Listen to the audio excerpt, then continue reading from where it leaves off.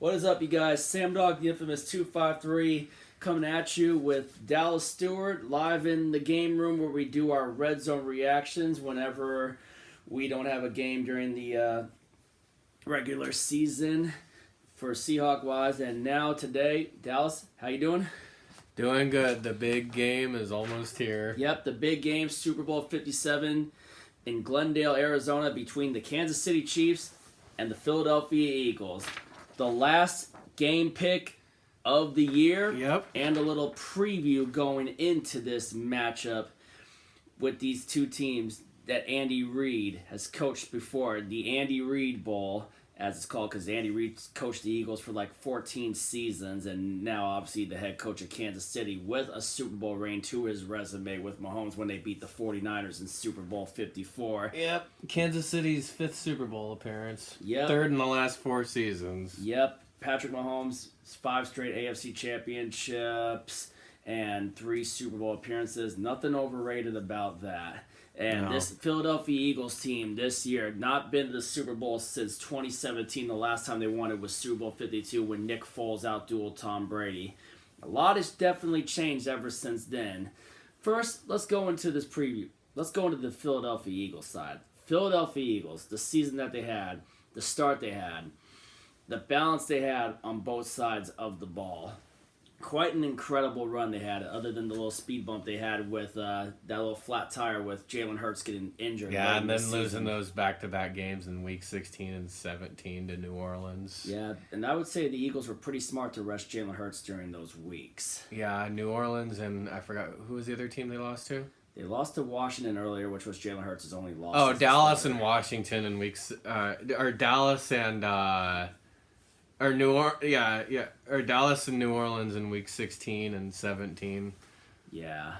And just the only real bad game they played was that Monday night game against Washington. Yeah, that was the only clunker. They started off 11-0. Yeah, 11-0, and then they laid that egg against Washington for their first loss of the season. But other than that, though, the Eagles have had their foot on the gas, and they have about how many members left of that? I believe 5. 5 members, original players from that Super Bowl 52 team left on that Eagles team. One of them being, of course, Jason Kelce, which the Kelce brothers will be facing each other. The Kelce Bowl, what else this is. Yeah, they have none of their quarterbacks left from that Super Bowl 52 team. Yep, every one of them are gone. Yep. Oh man, but meanwhile, the Kansas City Chiefs on their side, their season started off oddly enough in Glendale, Arizona in Week 1. They absolutely pistol whipped the Arizona Cardinals. That was a red zone reaction. Yeah. And that was one that you were kind of thinking that, even after, because Week 1 is so hard to predict, but looking back on that, it really should have been a lock of the week. Yeah, it should have been. Yeah, when they just went into Arizona, and now who would have thought they'd be back? Philadelphia Eagles, same thing later in the season, pulled off that 20-17 win against the Arizona Cardinals. Both teams. And whoever wins this game, get this. This is the funniest stat. We'll have one of these teams that wins the Super Bowl will have more wins in State Farm Stadium than the Cardinals this season, because the Cardinals only won one home game during this season, which was that Thursday night game where they got the back-to-back pick sixes against the New Orleans Saints. That's an interesting stat there. And it should be an embarrassing. And the Chiefs had a good season. And it should be an embarrassing stat to Arizona Cardinals fans too. You know, no offense, but that's how bad that tells you just how bad the Arizona Cardinals are. But you got anything else to mention? Yeah, the Chiefs had a good season too, 14-3. Yeah. And then last time around in the playoffs, let's go around for the playoffs. We all saw what the Philadelphia Eagles did. That NFC Championship game, we were hoping it'd be close, but that did not end up being the case. No, One hit, and Brock Purdy's incredible run with the 49ers came to an end on one hit from one local kid from just across the river from Philadelphia, from Camden, New Jersey. Hassan Reddick, who played his college ball at Temple, got drafted by Arizona, then played a year in Carolina, and then decided to go back home to play for his hometown Philadelphia Eagles, well, right across the river because he's from Camden, New Jersey. You think he's pretty happy to be back home playing for the hometown team in Philadelphia? I would say he pretty much is. He was pretty much the reason why the Eagles made the Super Bowl. He broke the 49ers. One hit, That one hit exposed Purdy, and who would have thought? And it was just unfortunate that Purdy got hurt. It was just an unfortunate circumstance that Purdy got hurt. But I would say this. Even if the Niners had Garoppolo starting, even if they had Trey Lance starting, and even if Purdy had not gotten hurt, they still lose to Philly. Yeah, I think They so. still lose that game to Philly regardless, because they could not get anything going against that Philadelphia defense. That Philadelphia defense showed why they were the best in the league. And let's not forget to mention when the 49ers being the number one defense in the league, that defense got absolutely exposed by that rushing attack and that offensive line. And I forgot to mention Philly's offensive line. Philly's offensive line has showed why they are one of the best in the league, with the other best offensive line oddly enough being who they're playing in the Super Bowl in Kansas City. Yeah. But that Eagles offensive line, the way they were able to manhandle and contain Bosa and those other weapons on that pass rush to open up the running game for Miles Sanders, who had 2 touchdowns in that game, Boston Scott, and even Kenneth Gainwell. That three-headed monster went off. Well, 4 if you had the quarterback, Jalen Hurts, who added a touchdown of his own in that NFC Championship game with the way he uses his legs. Yeah, they took advantage of a depleted 49ers team. Yeah, but at least especially at the quarterback position. After Hassan Reddick single-handedly ended Brock Purdy in that game and took away his throwing ability with that forced fumble.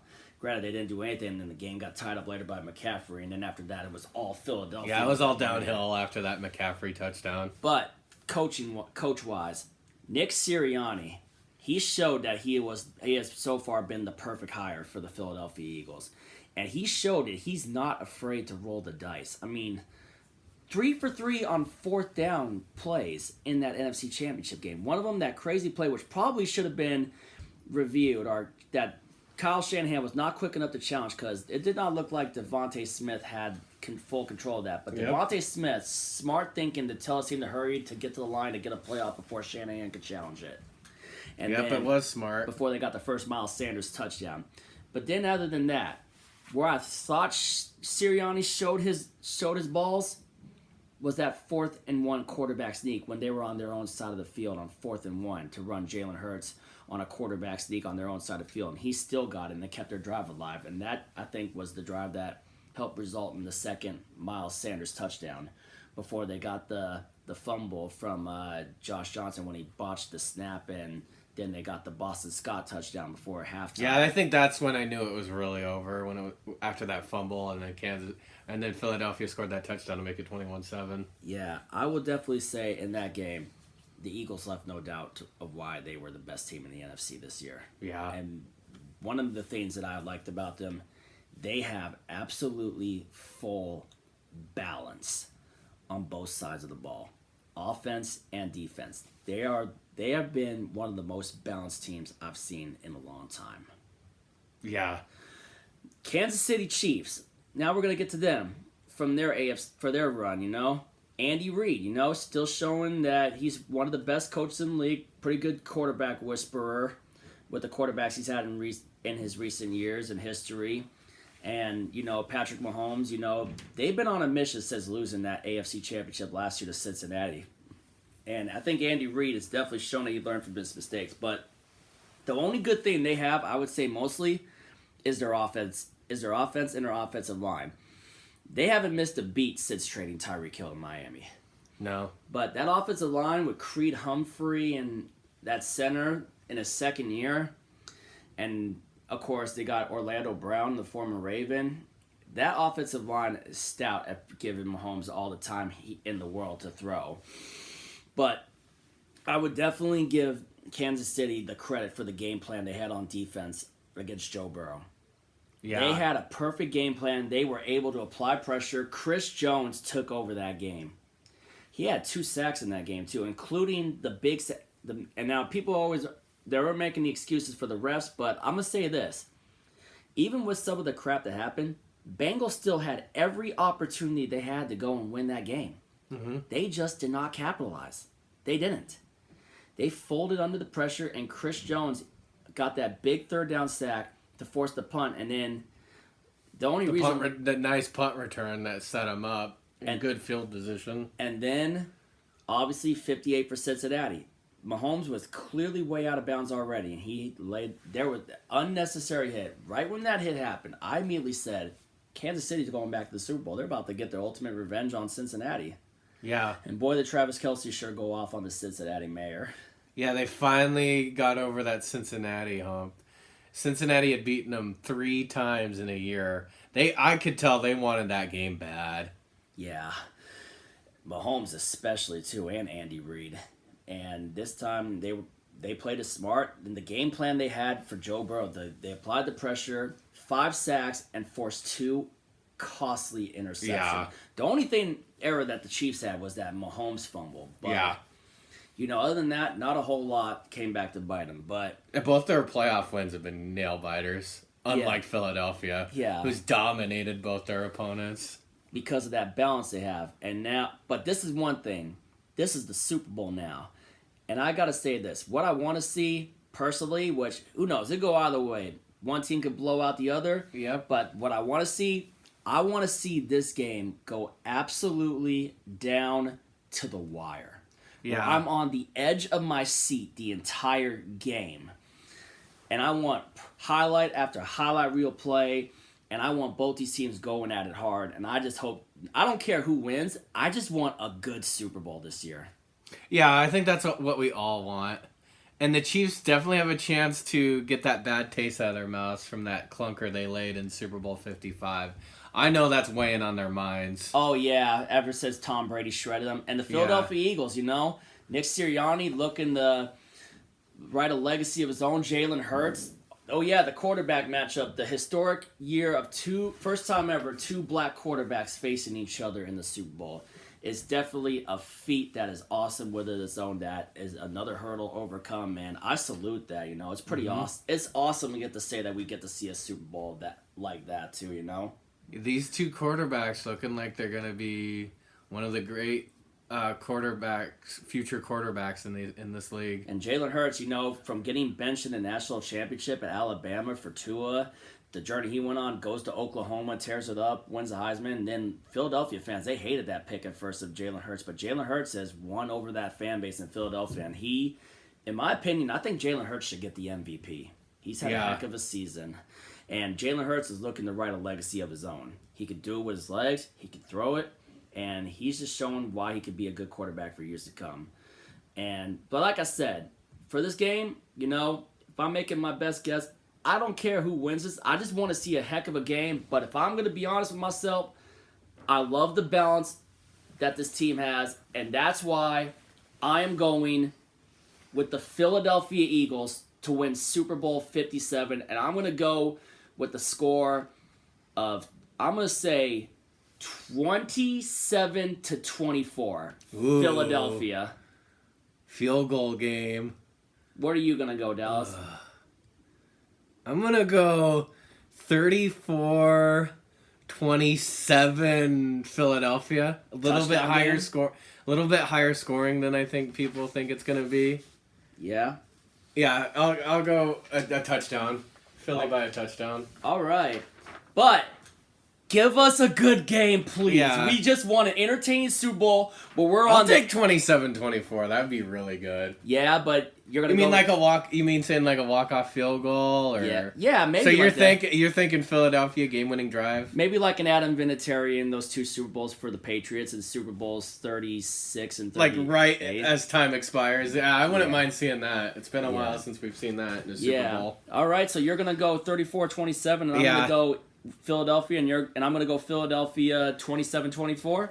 With a tight battle. I just don't think the Chiefs have enough on offense to keep up with Philadelphia. But what about how about with their defense though? With obviously their defense, maybe they can hold Philadelphia down, but they got a tall task ahead of them. All right, guys, you drop your Super Bowl picks in the comments down below. If you're new to the channel, hit the subscribe button, ring the bell for notifications, and let's hope that we get a good game this year for the Super Bowl. Yeah, to close out the season. Yeah, we want a thriller to close. We're 9-3 in the playoffs. We have a chance to be 10-3 in the playoff with our playoff picks. It's been a good year for our playoff picks. Yep, and I'll tell you what, this run for what we've done. I'll tell you what, this doesn't happen without you, Dallas. This YouTube run with everybody comes in here. You know, this success doesn't happen without this guy right here, man. The broadcast partner right here, man. You gotta definitely show some love for Dallas too. You know. Which is what I hope one of these days, you know, if you ever get the stuff, man, I'll tell you what, I think you would be a good content creator too, Dallas. Yep. You got to get on there too to make some content too. But this guy makes it all go around too, man. Anyway, we will catch y'all later. If you ain't with it, you ain't infamous. But as always, go Seahawks. Let's hope for a heck of a Super Bowl, right, Dallas? We can only hope. All right. It's Super Bowl time.